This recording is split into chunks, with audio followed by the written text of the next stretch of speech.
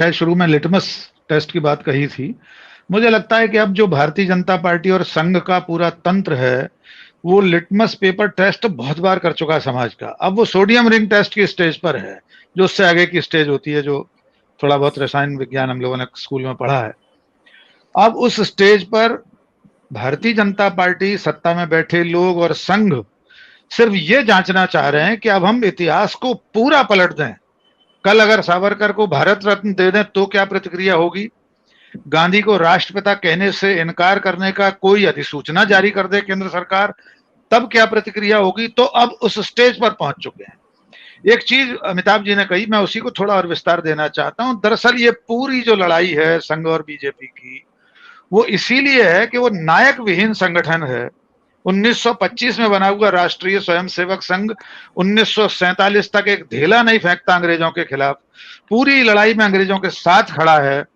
इसलिए पहले तो वे नायकों को बोरो करते हैं, अपहृत करते हैं कांग्रेस से महानायकों को, और जब यहां काम नहीं चलता तो इतिहास को इस तरह विकृत करने की कोशिश की जाती है। नीरज जी ने कहा कि भारतीय जनता पार्टी के सदस्य नहीं है कंगना, न हो इससे कोई फर्क नहीं पड़ता। एक कारण उसे विशिष्ट इसलिए भी बनाता है कि सिर्फ 72 घंटे पहले उसे देश का एक बहुत बड़ा सम्मान भारत के राष्ट्रपति ने दिया, पद्मश्री का। उनकी निष्ठा भारतीय जनता पार्टी और संघ के साथ वैचारिक रूप से है।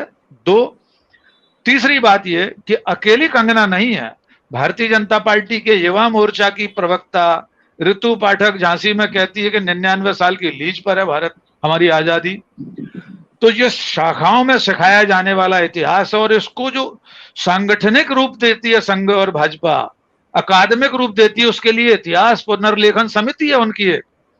तो ये जो इतिहास पुनर्लेखन किया जा रहा है, इसके जरिए हमारी आजादी की उन स्मृतियों को धूमिल करने की कोशिश है जिसमें इनके नायक कहीं नहीं है।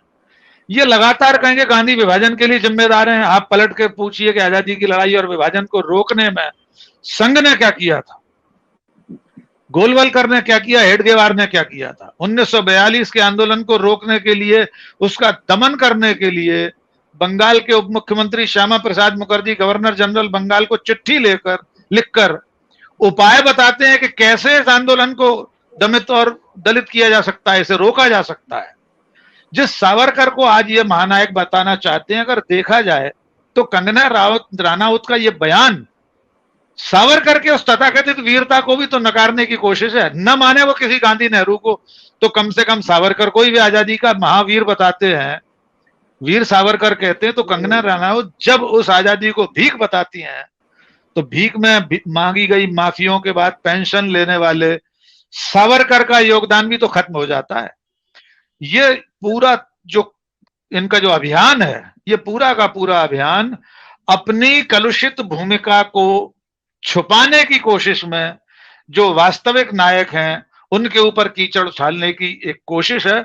और ये पूरी योजनाबद्ध है। हमें ये नहीं सोचना चाहिए, मुझे नहीं मालूम किसने कहा कि वो शायद उन्होंने, नवाब मलिक ने कहा कि नशा करके, कोई नशा वशा नहीं, बाकायदा योजना बनती है। जो फांसीवादी संगठन जिस तरह काम करते हैं, सोची समझी गई रणनीति के तहत समाज के तालाब में ये पत्थर फेंके जाते हैं, फिर लहरें गिनी जाती हैं और प्रतिक्रिया देखी जाती है। मैं अमिताभ जी की इस बात से सहमत हूं, उनकी चिंता में अपना स्वर मिलाता हूं कि सचमुच समाज की जो प्रतिक्रिया होनी चाहिए थी वो नहीं हो रही है। मैंने उस दिन इस बयान के बारे में जो सोशल मीडिया पर लिखा था उसे यहां दोहराना चाहता हूं। जितनी बड़ी मूर्ख, मैं बड़े सम्मान के साथ कहना चाहता हूं कंगना बहन, जितनी बड़ी मूर्ख हैं उससे ज्यादा बड़े बज्जर मूर्ख वे लोग थे जो सभागार में ताली बजा रहे थे, और उससे भी बड़ा मूर्ख वो एंकर थी जिसने कोई क्रॉस क्वेश्चन नहीं किया। हम सब पत्रकार बैठे हैं, क्या हमारे सामने हम किसी का इंटरव्यू कर रहे होते, अगर वो ये कहता कि ये आजादी भीख में मिली है और 2014 में देश आजाद हुआ है, तो क्या हम एक पत्रकार के नाते उससे क्रॉस क्वेश्चन नहीं करते? टाइम्स नाउ ने आज 72 घंटे बाद ये ट्वीट किया है कि हम उनकी बात से सहमत नहीं है और हजारों लोगों की कुर्बानी से देश आजाद हुआ है। पर उस वक्त क्या पत्रकारी धर्म उस एंकर ने निभाया? क्या एक भी सवाल दूसरा उससे किया? जैसे कि उस ऋतु पाठक से लगातार नहीं, और ये जो ट्वीट आया है पाठक जी, जो ट्वीट आया भी है, ये एक तरह की सफाई है, सफाई है कि हम सहमत नहीं, निंदा भी नहीं की उसने। मैं ये निंदा भी नहीं उससे की। मतलब आप, मैं पढ़ के सुना सकता हूँ, कंगना रनौत में think India got independence in 2014 but this can not be endorsed by any true Indian. This is an insult to millions of freedom fighters who gave up their lives so that present generations can live a life of self-respect and dignity as free citizens of a democracy. Endorse नहीं कर रहे हैं, लेकिन आप लेकिन निंदा भी उसका नहीं कर रहे हैं। निंदा भी नहीं कर रहे, खंडन भी, आप उससे असहमति बस जारी कर, तो ये लग रहा है कि ये गलती जो हुई थी उसको किसी तरह से सुधारने की कोशिश हो रही है, लेकिन बहुत, एक तो देर से की जा रही है और अपर्याप्त है, ये सफाई गले नहीं उतरती है। सत्य हिंदी का ऐप डाउनलोड करें गूगल प्ले स्टोर पर।